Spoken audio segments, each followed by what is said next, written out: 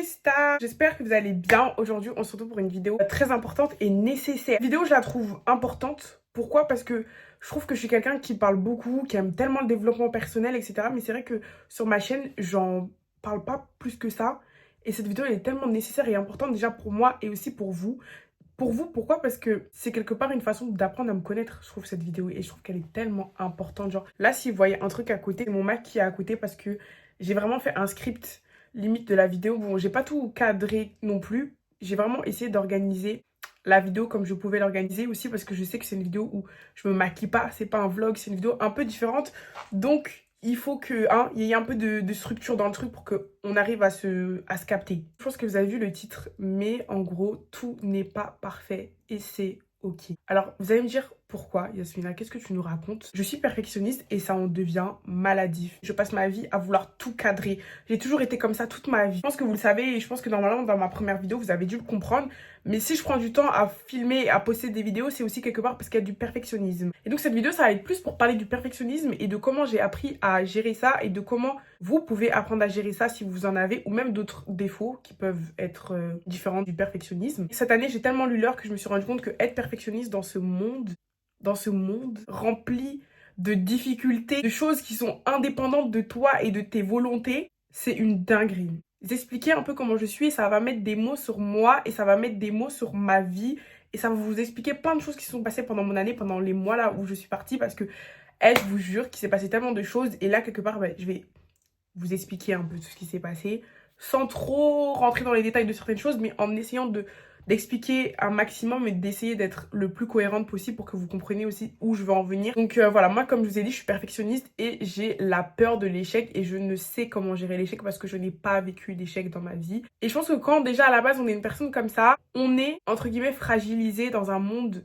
où l'échec c'est une réalité et c'est une normalité en fait. Et sauf qu'en fait moi, j'ai pas fait ce travail là sur moi pour me dire que ouais, t'as peur de l'échec, mais c'est normal. Je n'ai pas pris conscience et je n'ai pas fait de travail sur moi. Je me rappelle d'une discussion que j'ai eue avec un ami, enfin avec une connaissance. Et en gros, c'était l'année passée, donc en fin d'année, quand j'avais mes examens. Et je lui parlais. Et lui, il est en master, si je me trompe pas. Et il me dit, oh, qu'est-ce que tu vas faire plus tard et tout. Enfin bref, on parle de mon futur, en fait. Et je lui dis, moi, le seul truc dont j'ai peur... Et en fait, cette discussion aurait dû m'alarmer depuis le début. Et j'aurais dû, à ce moment-là, faire un travail sur moi-même. Mais malheureusement, je ne l'ai pas fait. J'aurais dû. J'aurais dû.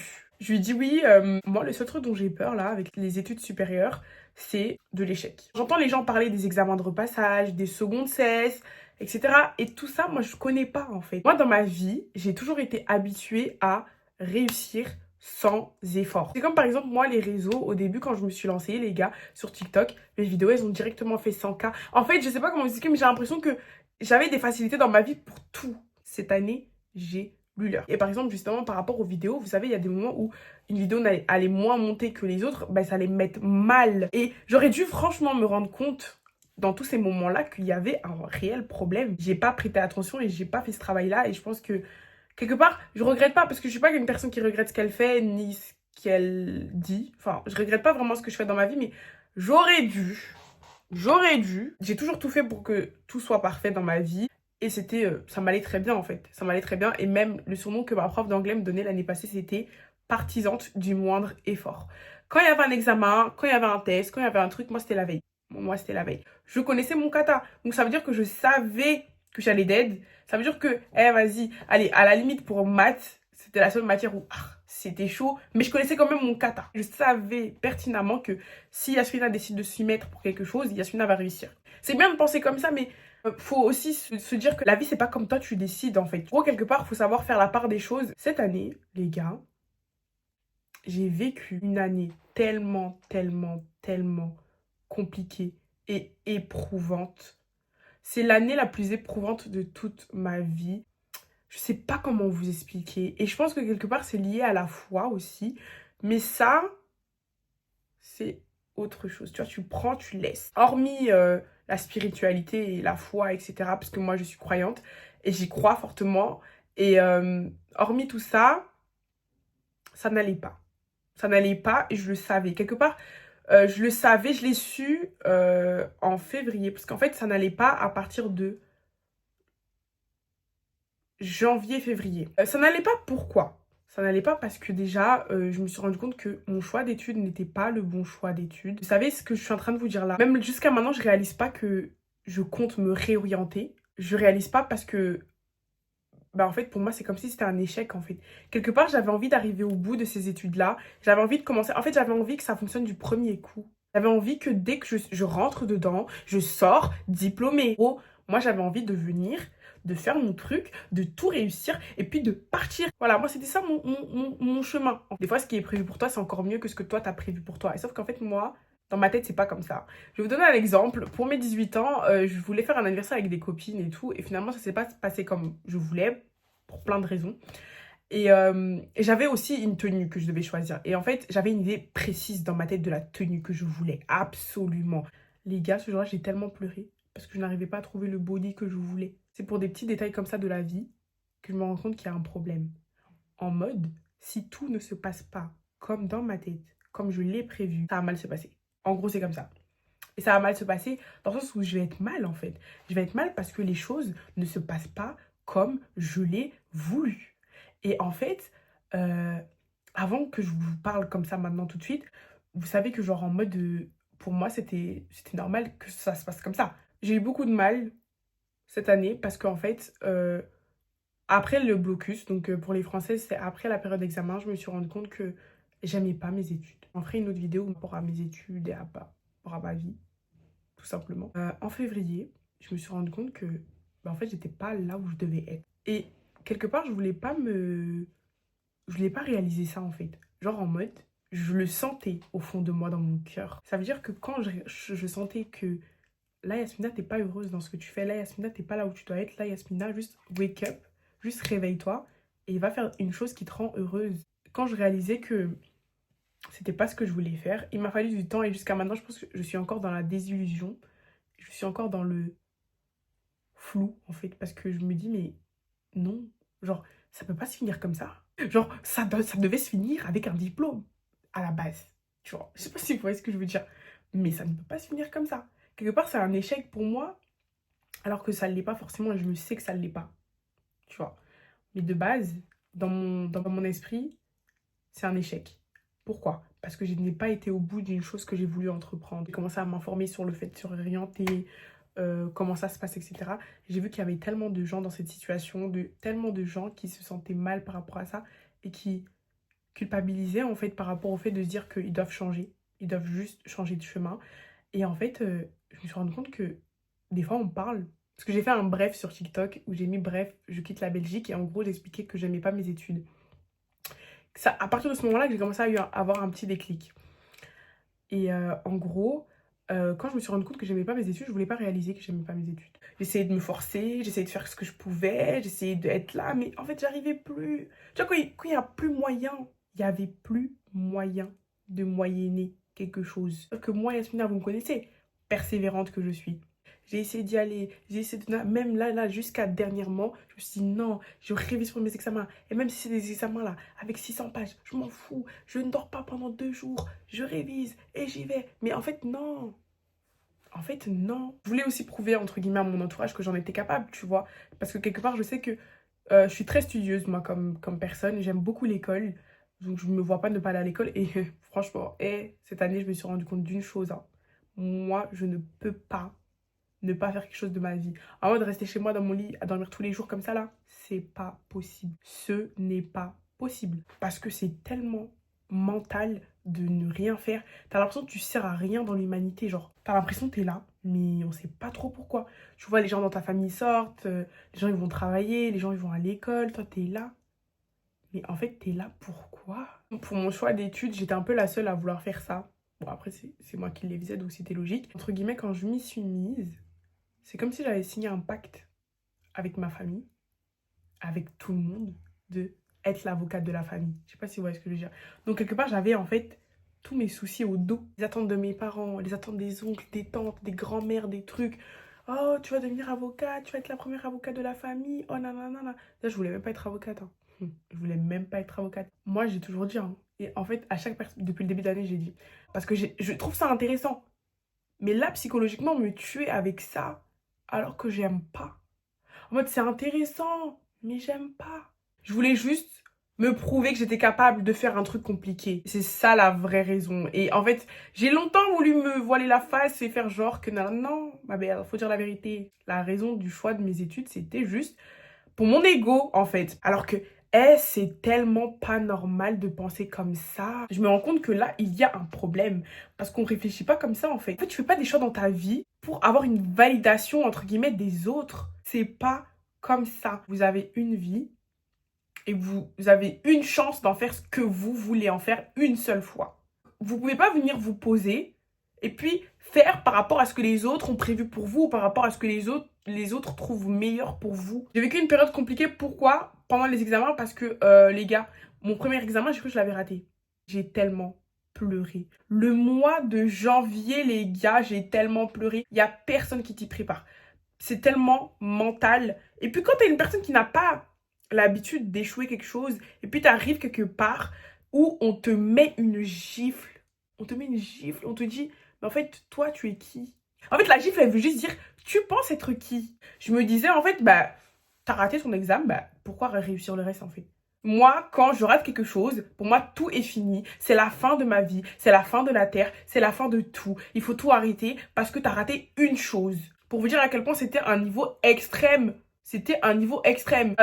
En fait, comme j'ai tout donné pour le premier et que j'avais l'impression de l'avoir raté, bah, j'ai arrêté de tout donner et je donnais que le minimum et encore. Au final, j'ai réussi l'examen que je pensais que j'avais raté. Et quand j'ai su ça, j'avais tellement la haine. C'est à ce moment-là que je me suis rendu compte que j'avais un problème.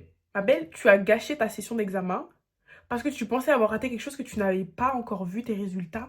C'est pas en fait l'échec qui m'a fait dire que je n'aime pas. Après, bah, je suis partie en vacances. D'ailleurs, je vous ai même pas dit sur YouTube. Mais du coup, après ça, je suis partie en vacances parce qu'il me fallait un moment pour souffler. Ça ne pouvait que mieux tomber.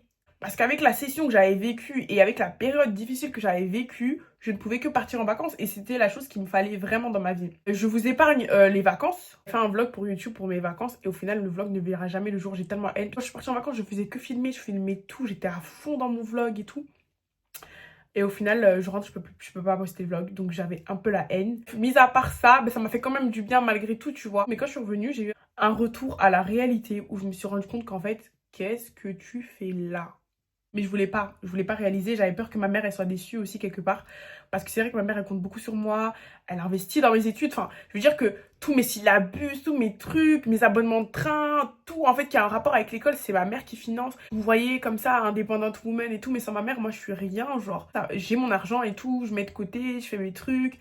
Mes vacances pour vous dire, mes vacances en janvier, c'est ma mère qui les a financées. Ma mère a financé mon téléphone. En fait, genre, en mode, quelque part, je voulais rendre fière ma mère. Je pense que des fois, c'est bien de vouloir rendre fiers ses parents, mais je pense que tes parents seront encore plus fiers de te voir heureuse dans ta vie que de te voir souffrir pour les rendre heureux, alors que non. Quelque part, j'avais vraiment peur de décevoir ma mère. J'avais peur qu'elle soit déçue, en fait. Et donc, j'avais du mal avec ça. J'avais du mal avec ça, donc je me forçais. Je pouvais sortir juste du tram. Et j'étais là devant, je ne pouvais plus avancer en fait. En fait, j'angoissais parce que je savais que j'étais pas là où je devais être, mais je me forçais à y être. En fait, c'est pas comme ça en fait.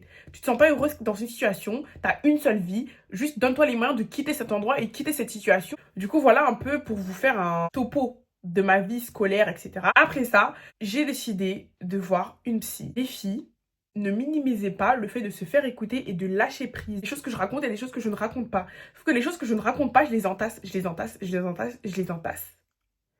Et puis à un moment, ça pète. Et puis les gens ne comprennent pas pourquoi ça pète. Tout le monde a ses traumas et tout le monde a ses problèmes. Si personne ne travaille sur ses problèmes et sur ses traumas, bah en fait, on est tous juste fragiles. Si ça va pas, c'est juste que les gens n'apprennent pas à travailler sur eux-mêmes. En fait, vous devez pas penser à l'autre. Vous savez, souvent, quand par exemple on rentre dans une relation amoureuse ou des trucs comme ça, on est beaucoup dans est-ce que je peux lui faire confiance? Est-ce que je peux... Non. Non. C'est pas est-ce que tu peux lui faire confiance. Est-ce que tu te fais confiance déjà à toi-même? Faut vraiment avoir un miroir. Si vous avez des insécurités, en fait, c'est juste que vous avez un problème. Les autres ont leurs problèmes, mais on s'en fout de leurs problèmes. Déjà, réaliser qu'on a un problème, c'est énorme. Quand j'ai commencé à aller voir ma psy, c'est quand justement, après mes crises d'angoisse et tous mes trucs là par rapport à l'école, et je me suis rendu compte qu'en fait là, il y a un problème. Il y a un problème que je pourrais gérer, mais là tout de suite, je n'ai plus de force. J'admets que je n'ai plus de force. La psy n'est pas là pour changer votre vie et faire des miracles. mais elle est là pour vous aider, déjà à vous entendre et vous faire extérioriser des choses que vous avez du mal des fois à faire extérioriser, que ce soit la situation que vous viviez tout de suite ou même des anciens traumas qui sont enfouis en vous. Je savais à ce moment-là que c'était important pour moi et j'ai toujours su, parce que je pense que j'en ai fait une vidéo sur TikTok où je disais justement que pour moi, c'est très important que avant que j'aie des enfants, je voie une psy. J'ai mes défauts, j'ai pas envie que mes enfants ils aient ces défauts-là. Si demain j'ai un copain, je suis désolée, mais ce copain-là, il va devoir se dire que il va aller voir une psy. Voilà. On va pas. En fait, notre relation, ce sera lui, moi, Dieu et la psy. L'intelligence émotionnelle, je pense que ça doit être le critère numéro 1 en 2025. Je savais que j'allais le faire. Et c'était franchement pour moi le meilleur moment pour déléguer mes problèmes à quelqu'un. Je mets mes problèmes au dos, mais je peux pas tous les mettre au dos en fait. Je peux pas tous les mettre au dos. Mon dos est peut-être large, mais pas assez. Chez nous, c'est pas normal de voir une psy. C'est un truc de blanc en fait, à la base. Parce que ça veut dire que quoi, t'es devenue folle, que nanana, que nanana. Enfin bref, c'est tous des trucs comme ça en fait, qui sont mal vus en fait, tout simplement. D'ailleurs, je trouve ça tellement dommage. Voir un psy, c'est normal. Quand t'as mal au ventre, tu vas voir qui? Tu vas voir le médecin généraliste. Quand t'as mal à la tête, tu vas voir un psy. En fait, c'est le médecin de la tête. Ça, c'est vraiment la chose que je vous conseillerais à toutes les filles. Je pense que des fois, on essaye aussi de se dire qu'on est capable de gérer les choses tout seul. Oui, vous êtes capable de faire beaucoup de choses, de faire des grandes choses. Mais vous êtes aussi capable de savoir parler et d'essayer de lâcher prise et d'essayer de déléguer et d'extérioriser ce que vous ressentez. Le fait que j'aille voir une psy dans ma vie, ça m'a beaucoup changé. Ça m'a beaucoup changé. Déjà, ça a créé une nouvelle femme, je trouve. Ça a créé une femme, tout simplement. Une femme responsable. Une femme ouverte d'esprit, beaucoup ouverte d'esprit, parce que avant j'étais pas ouverte d'esprit comme je le suis aujourd'hui. Avant j'avais beaucoup de mal à accepter les gens avec leurs différences. J'avais beaucoup de mal à vraiment juste ouvrir mon champ de vision sur d'autres choses qui sont normales, qui ne sont pas les choses que moi je fais. Tu vois, j'avais beaucoup de mal avec ça. Pas que c'est la psy qui a changé, mais cette année, c'est vrai que ça a beaucoup changé. Donc voilà, la psy m'a beaucoup aidée. Et même les gens qui rentrent dans ma vie actuellement, déjà, rares sont les gens qui rentrent dans ma vie, mais ça, c'est aussi un autre sujet. En fait, j'ai tellement de choses à vous raconter parce que vous ne me connaissez pas vraiment et j'ai plein de choses à dire. Je parle beaucoup, hein. Je parle beaucoup. Les gens qui rentrent dans ma vie, là, je vais vous parler sur un aspect, on va dire, relationnel. Les gens qui rentrent dans ma vie, maintenant, c'est que des gens, en fait, qui sont intelligents émotionnellement. Déjà, en fait, moi, j'ai du mal à me faire de nouveaux amis, etc. Parce que je suis très dans ma zone de confort et tout. Mais j'ai remarqué que depuis que je fais attention à moi et à comment moi je vais, j'attire ces personnes-là, en fait. Je sais pas si vous voyez ce que je veux dire. Et c'est pour ça que les filles, quand je vous dis que quand vous apprenez et quand vous comprenez que vous devez d'abord faire un travail sur vous-même avant d'essayer de changer les gens. Voilà, j'ai été dans des relations dans ma vie où, en mode, mon objectif, c'était de changer la personne, d'aider la personne. Maintenant, j'ai décidé que toutes les relations où j'avais ce syndrome-là avec ces personnes-là, je les next. C'est fini. Je peux pas, en fait, je peux pas me sauver et vous sauver en même temps. On se serre les coudes, ok, mais je me sauve d'abord. Je peux pas vouloir sauver tout le monde. Et carrément, j'avais une relation. Quand j'ai une relation, c'est amical ou amoureux, c'est mélangé, hein. C'est pas en mode je parle de mec ou de je sais pas quoi. Non, moi quand je dis une relation, je parle de vraiment toute relation confondue. J'avais une relation dans ma vie où en mode, la personne, vraiment fallait la sauver. C'est comme si la personne était tombée du bateau, tu vois. Fallait sauver cette personne. Et moi, je devais aussi me sauver, mais moi, ça va, je n'étais pas trop tombée du bateau, mais j'avais quand même mes petits trucs à moi. Mais j'ai préféré, entre guillemets, avoir la jambe en dehors du bateau et l'autre jambe à l'intérieur et aider cette personne à remonter, quitte à moi tomber, que de moi me remonter, puis peut-être l'aider. C'est dommage, c'est tellement dommage. Et je vous jure que les filles, si vous pouvez, d'abord, priorisez-vous. Priorisez-vous avant de vouloir rentrer dans un truc, que ce soit une relation amoureuse ou une relation amicale ou quoi que ce soit.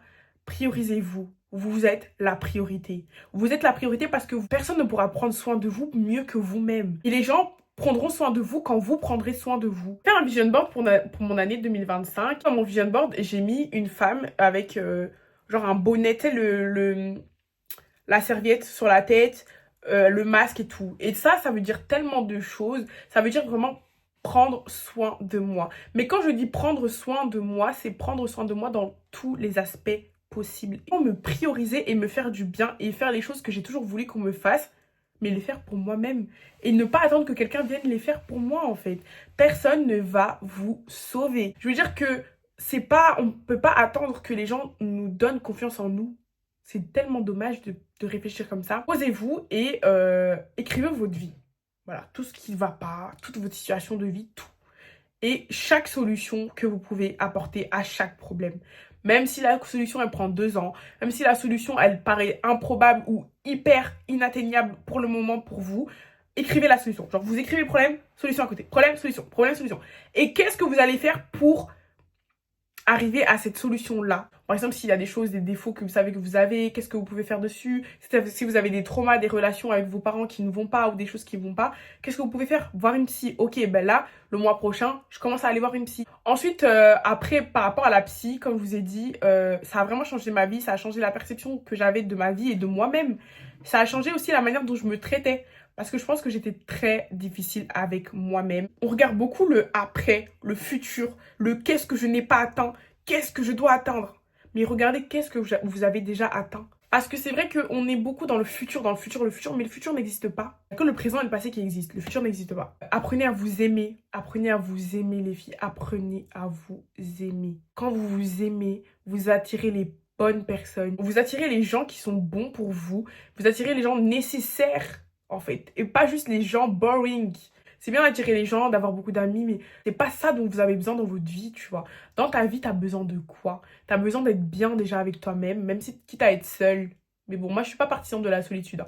Je l'étais à un moment donné, mais j'aime bien les solo trips, je les fais et je continuerai à les faire. Mais j'aime bien aussi être accompagnée, tu vois. Et on est humain, c'est normal. Mais apprenez à avoir un entourage sain. Parce que votre entourage, il change tout dans votre vie. Le but de cette vidéo, c'est vraiment pour déjà m'exprimer sur mon absence et pour que vous compreniez, entre guillemets, vous donner des conseils et aussi pour moi-même me faire du bien parce que franchement, j'avais besoin de faire un truc comme ça. Qu'est-ce que je peux vous dire de plus? Cette année a été éprouvante pour moi, mais Dieu merci, je sais que c'est pas pour rien. Ça m'a fait du bien quand même parce que je pense qu'il me fallait cette claque-là pour mûrir. Être dans un truc où t'es tout le temps bien carré et tout, c'est bien, mais la vie, c'est pas comme ça. Tout n'est pas parfait et c'est ok. En fait, il faut vivre l'échec pour mieux en sortir. Et c'est quand vous échouez quelque chose, c'est là où vous avez la meilleure façon pour réussir. En tout cas, sachez que si vous vivez une période compliquée là tout de suite dans vos vies, les filles, ce n'est pas une finalité en soi. Des fois, on vit des trucs, on a l'impression d'être dedans à fond et en mode on broie du noir parce qu'on a l'impression que c'est la fin de notre vie, que c'est la fin de tout. Mais non, c'est difficile, mais tu vas t'en sortir. Et la vie, c'est difficile pour tout le monde. Mets au dos et puis tu avances. C'est tout en fait. Period. That's some period. En tout cas, j'espère que la vidéo vous a plu. Moi, ça m'a fait énormément plaisir de filmer cette vidéo et ça m'a fait énormément de bien aussi. Des gros bisous et on s'attrape la semaine prochaine. Bisous mes stars!